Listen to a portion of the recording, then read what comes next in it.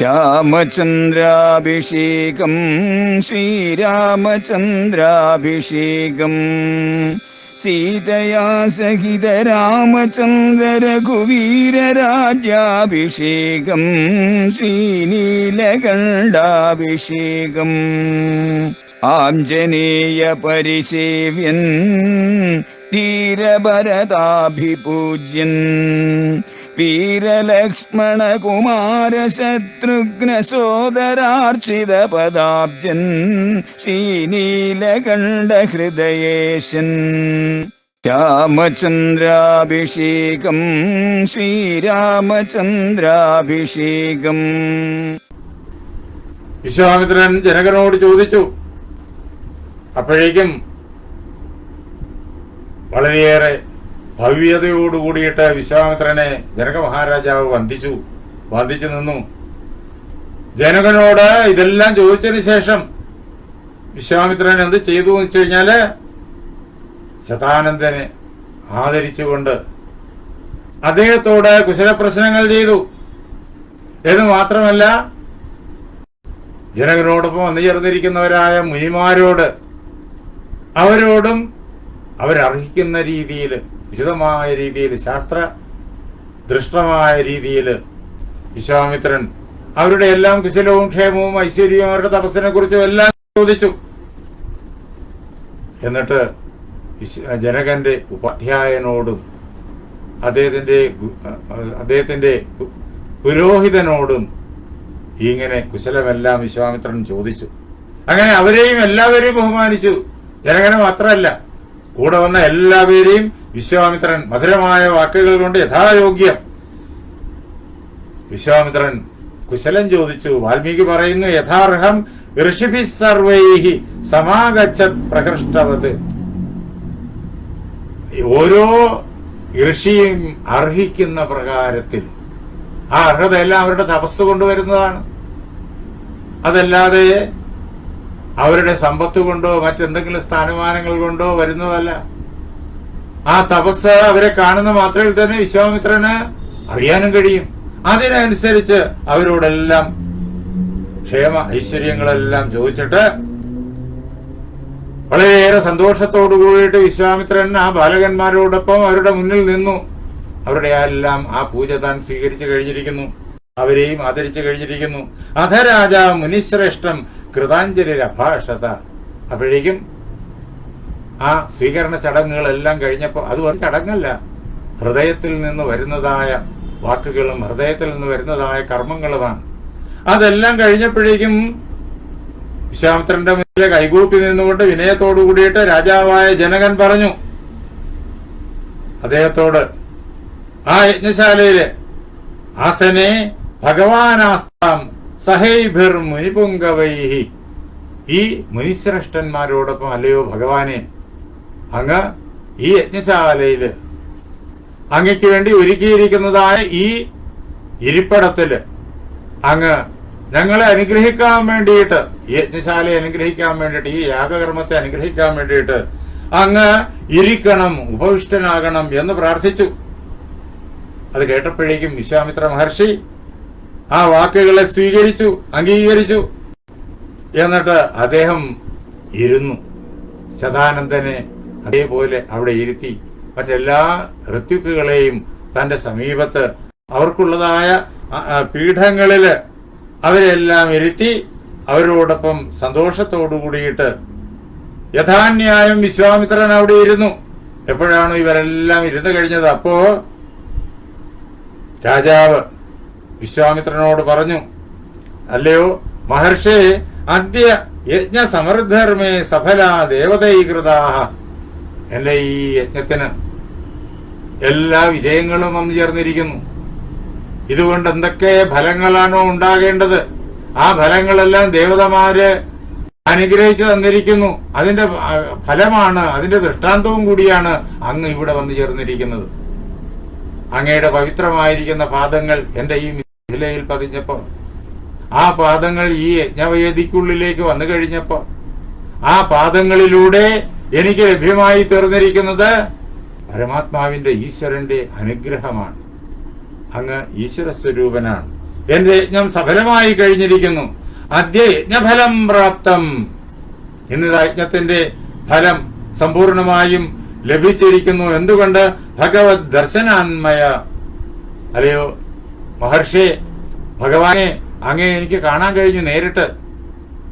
അതുകൊണ്ട് നാം ഇവിടെ ഓർക്കണം, വിശ്വാമിത്രനെ ജനക മഹാരാജാവ് ക്ഷണിച്ചു വരുത്തിയതല്ല. കഠിന തപസ് വർഷങ്ങളോളം ചെയ്താൽ പോലും വിശ്വാമിത്ര ദർശനം എളുപ്പമല്ല എന്ന് നേരത്തെ പറഞ്ഞു. അങ്ങനെയുള്ള വിശ്വാമിത്രൻ ആരും ആവശ്യപ്പെടാതെ തന്നെ അങ്ങോട്ട് നേരിട്ട് വന്നിരിക്കുകയാണ്. അതാണ് അതിന്റെ ആ മഹത്വം. ആ വാക്കുകളാണ് ജനകൻ വിശ്വാമിത്രനോട് പറയുന്നത്. എന്റെ ജന്മം സഫലമായി കഴിഞ്ഞിരിക്കുന്നു, എന്റെ ഈ യജ്ഞം സഫലമായി കഴിഞ്ഞിരിക്കുന്നു, എന്റെ നാട് പവിത്രമായി തീർന്നിരിക്കുന്നു, എന്റെ ജനങ്ങളെല്ലാം അനുഗ്രഹീതരായി കഴിഞ്ഞിരിക്കുന്നു, എന്റെ പ്രകൃതികൾ എന്ന് പറയുമ്പോൾ മനുഷ്യരും മൃഗങ്ങളും പക്ഷികളും വൃക്ഷങ്ങളും അതേപോലെ തന്നെ വള്ളികളും നദികളും എല്ലാം വിടും. ചെറുതും വലുതുമായിട്ട്, ജീവനുള്ളതും ജീവനില്ലാത്തതുമായിട്ട് എന്തെന്തൊക്കെ ആ രാജ്യത്തിലുണ്ടോ അതെല്ലാം പ്രകൃതി എന്നുള്ള വാക്കിനകത്ത് പെടും. അങ്ങനെ എന്റെ പ്രകൃതികളെല്ലാം ഇതാ അനുഗ്രഹീതരായി കഴിഞ്ഞിരിക്കുന്നു. എന്നിട്ട് ആ രാജാവ് കൈകൂപ്പിക്കൊണ്ട് വിനയത്തോടു കൂടിയിട്ട് വിശ്വാമിത്രനോട് ചോദിക്കുന്നു, അല്ലയോ മഹർഷി, അങ്ങ് ഇവിടെ എന്നെ അനുഗ്രഹിക്കാൻ, എന്റെ നാട്ടാരെ അനുഗ്രഹിക്കാൻ ഇവിടെ ഈ മിഥിലാപുരിയിലേക്കും ഈ യജ്ഞവാടത്തിലേക്കും അങ്ങ് വന്നപ്പോ അങ്ങയോടൊപ്പം രണ്ടുപേർ കൂടി വന്നിട്ടുണ്ട്, രണ്ട് ബാലകന്മാര്. അവരെ എനിക്ക് പരിചയമില്ല, പക്ഷേ അവരെ കണ്ടിട്ട് എന്റെ മനസ്സ്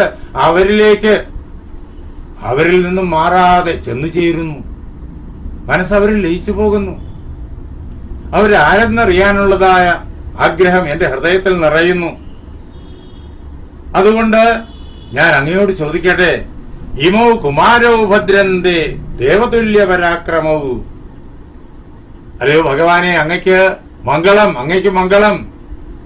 ഈ രണ്ടു കുമാരന്മാരും, അവരെ കാണുമ്പോൾ തന്നെ മനസ്സിലാകും, അവർ പരാക്രമത്തിന്റെ കാര്യത്തില് ദേവന്മാർക്ക് സദൃശരാണ്. അവരുടെ രൂപം എങ്ങനെയാണ്, അവരുടെ ഭാവം എങ്ങനെയാണ്, അവരുടെ നോട്ടം എങ്ങനെയാണ്, അവരുടെ നടത്ത എങ്ങനെയാണ്, അവരുടെ ഓരോ സൂക്ഷ്മ ചലനവും അങ്ങനെയാണ്. അങ്ങനെ ദേവതുല്യ പരാക്രമികളാണ് ഈ ബാലകന്മാര് എന്ന് എന്റെ ഹൃദയത്തില് വ്യക്തമായ ധാരണയുണ്ടായിരിക്കുന്നു. ഗജതുല്യ ഗതീവീരവും. എങ്ങനെയാണോ ആന നടക്കുക, ആനകളുടെ കൂട്ടത്തിൽ രാജാവായിട്ടുള്ള ആനത്തലവൻ എങ്ങനെയാണോ നടക്കുക, ആ ഗൗരവത്തോടു കൂടിയിട്ട്, ആ ഒരു ഉന്മേഷത്തോടു കൂടിയിട്ട്, ആ ഗാംഭീര്യത്തോടു കൂടിയിട്ട് നടക്കുന്നവരാണ് ഈ രണ്ട് ബാലകന്മാരും. എന്ന് മാത്രമല്ല, ശാർദൂല വൃഷഭോപമവും. ഇവരുടെ ഈ നടത്തയും ആ നോട്ടവും ഒക്കെ കണ്ടു കഴിഞ്ഞാൽ എന്തിനോട് ഉപമിക്കാം? സിംഹത്തോട് ഉപമിക്കാം. സിംഹത്തെ പോലെ നടക്കുന്നവർ, സിംഹത്തെ പോലെ നോക്കുന്നവർ, സിംഹതുല്യ പരാക്രമികൾ. അങ്ങനെയാണ് ഈ ബാലകന്മാർ. അവരുടെ മുഖത്ത് നോക്കിക്കഴിഞ്ഞാലോ പത്മപത്ര വിശാലാക്ഷവും. ആ കണ്ണുകള് ഈ ലോകത്ത് മറ്റൊരു മനുഷ്യരിലും കാണാൻ കഴിയാത്ത രീതിയിലുള്ള കണ്ണുകളാണ്. താമരപ്പൂവിന്റെ എതള് പോലെ ആ ആകൃതിയുള്ളതായ അതേ കാന്തിമത്തായിരിക്കുന്ന കണ്ണുകൾ, അത് വളരെയേറെ വലുതുമാണ്. അങ്ങനെയുള്ള കണ്ണുകളോടുകൂടിയവർ, താമരപ്പൂവിന്റെ ആകൃതിയുള്ള കണ്ണുകൾ മഹാവിഷ്ണുവിന്റെ ചിഹ്നമാണ്. അതേ പ്രകാരത്തിലുള്ള കണ്ണുകൾ ഇവിടെ വാൽമീകി പറഞ്ഞു വെച്ചിരിക്കുന്നു, ഈ ബാലകന്മാര് വിഷ്ണുവിന്റെ അവതാരമാണ് എന്ന് പറഞ്ഞിരിക്കുന്നത്. എന്താ? പത്മപത്ര വിശാലാക്ഷവും എന്നാണ്. അത് ജനകന്റെ വാക്കുകളിൽ കൂടി തന്നെ അത് പറയുന്നു. നേരത്തെയും പല സന്ദർഭങ്ങളിൽ നമ്മളത് കേട്ടു. അവിടെ അദ്ദേഹം ഇത് മഹാവിഷ്ണു തന്നെയാണ് എന്ന് പഠിപ്പിച്ചു വച്ചിരിക്കുന്നു. അതിന് കാവ്യത്തിന്റെ സമ്പ്രദായം, വിശേഷിച്ചും ഭാരതീയ കാവ്യത്തിന്റെ സമ്പ്രദായം ഗ്രഹിച്ച ആളുകൾക്ക് പെട്ടെന്ന് മനസ്സിലാവും. പിന്നെയോ അവര് ഇങ്ങനെയുള്ള ഈ ബാലകന്മാര് ഖഡ്ഗ തുണീര ഖഡ്ഗ തൂണി ധനുർധരവും, അവര് വാള് ധരിച്ചിട്ടുണ്ട്, ധനുസ് ധരിച്ചിട്ടുണ്ട്, വില്ല് ധരിച്ചിട്ടുണ്ട്, വില്ല് പിടിച്ചിട്ടുണ്ട് എന്ന് മാത്രമല്ല ആവനാഴി അവര് ധരിച്ചിട്ടുണ്ട് അവരുടെ മുതുകില്. അപ്പോ യോദ്ധാക്കളാണ്, പാലകന്മാരാണെങ്കിലും യോദ്ധാക്കളാണ്.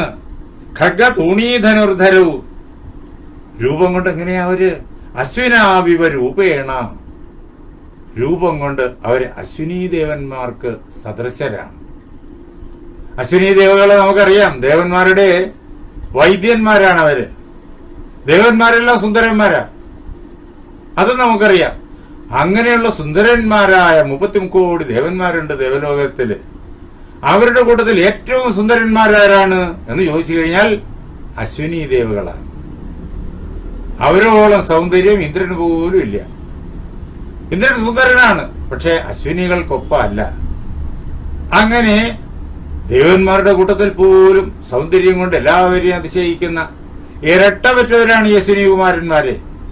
ആ അശ്വിനികുമാരന്മാരെ പോലെ ഇരിക്കുന്നു ഈ ബാലകന്മാർ രണ്ടുപേരും. അവരുടെ പ്രായം ഇപ്പോൾ എത്രയാണ്? കാഴ്ച കൊണ്ട് തന്നെ അറിയാം. സമുപസ്ഥിത യൗവനവും, യൗവനം പടിവാതുക്കെ വന്നിക്കാണ്. അവരിപ്പോ കൈശോരാവസ്ഥയിൽ നിന്നിട്ട് യൗവനത്തിലേക്ക് കടക്കുന്ന അവസ്ഥ. യൗവനം എത്തിക്കഴിഞ്ഞിട്ടില്ല. നേരത്തെ ദശരഥൻ വിശ്വാമിത്രനോട് പറയുന്നത് നമ്മൾ കേട്ടല്ലോ, ഊന 16 വർഷവുമേ രാമോ രാജീവലോചന എന്ന്. താമരപ്പൂവിന്റെ ആകൃതിയുള്ള കണ്ണുകളോടുകൂടിയ എന്റെ രാമൻ, എന്റെ മകൻ, അവന് 16 വയസ്സ് കഴിഞ്ഞിട്ടില്ല. ഇതാ കുട്ടികളെ കണ്ട മാത്രയില് ജനങ്ങൾ മനസ്സിലായി അവര് യുവാവസ്ഥയിലേക്ക് പ്രവേശിക്കാൻ പോകുന്നേ ഉള്ളൂ. അതിന്റെ പടിവാതിക്കൽ ഒന്ന് നിൽക്കുകയാണ്. അതാണ് 16 വയസ്സ് തികഞ്ഞിട്ടില്ല, അതിന് അടുത്തെത്തിയിട്ടേ ഉള്ളൂ. ജനകൻ ഈ ലോകത്തിലുള്ള ഏതൊരു മനുഷ്യനെയും ഏതൊരു ജീവിയെയും കൃത്യമായി മനസ്സിലാക്കാൻ ശേഷിയുള്ള ജ്ഞാനിയാണ്. അതുകൊണ്ടാണ് ആ ബാലകന്മാരെ കുറിച്ച് ഇത്ര കൃത്യമായിട്ടുള്ള വർണ്ണനം അദ്ദേഹത്തിന്റെ ഹൃദയത്തിൽ നിന്ന് വരുന്നത്. എന്തുകൊണ്ട് അദ്ദേഹം ഇങ്ങനെ വർണ്ണിക്കുന്നു? എങ്ങനെയാണോ ഗംഗാനദി സമുദ്രത്തിൽ പോയി ലയിക്കുക, അതേ പ്രകാരത്തില്. അതുകൊണ്ടാണ് സ്വയം മറന്ന് ജനകൻ ഈ പ്രകാരത്തിൽ ആ ബാലകന്മാരെ കുറിച്ച് തനിക്ക് തോന്നിയ ആ ദിവ്യമായിരിക്കുന്ന ദർശനം അത് വർണ്ണിച്ച് കേൾപ്പിക്കുന്നത്. അത് നമുക്കും അനുഗ്രഹമായി. ആ ബാലകന്മാരെ നമുക്ക് നേരിട്ട് കാണാനായി സാധിക്കുന്നു എന്ന് മാത്രമല്ല, അശ്വിനീ ദേവന്മാരെ പോലെയാണ് ഈ ബാലകന്മാർ എന്ന് പറഞ്ഞിട്ട് വീണ്ടും പറയാണ്, എതിർച്ചയൈവ ഗാംപ്രാപ്തോ ദേവലോകാധിപാമരോ. ദേവലോകത്തിൽ നിന്നിട്ട് അമരന്മാര്, ദേവന്മാര് യാദൃച്ഛികമായി ഭൂമിയിലേക്ക് എത്തിച്ചേർന്നതുപോലെ. ദേവന്മാര് എപ്പോഴും ദേവലോകത്തിൽ വസിക്കുക, അവര് ഭൂമിയിൽ അങ്ങനെ വരില്ല. ഈ യാദൃച്ഛികമായി ഭൂമിയിൽ വന്നു ചേർന്ന ദേവന്മാരെ പോലെ അവരെനിക്ക് കാണപ്പെടുന്നു. ഈ രാമനും ലക്ഷ്മണനും, അപ്പൊ പേരറിയില്ല ജനകന്, ഈ 2 ബാലകന്മാരും എനിക്ക് അങ്ങനെ കാണപ്പെടുന്നു. അല്ലയോ മഹർഷി, കഥം പദ്ഭ്യാമിഹ പ്രാപ്തോ കിമർത്ഥം കസ്യവാമുനെ വരായുധ ധരോ വീരോ കസ്യപുത്രോ മഹാമുനെ.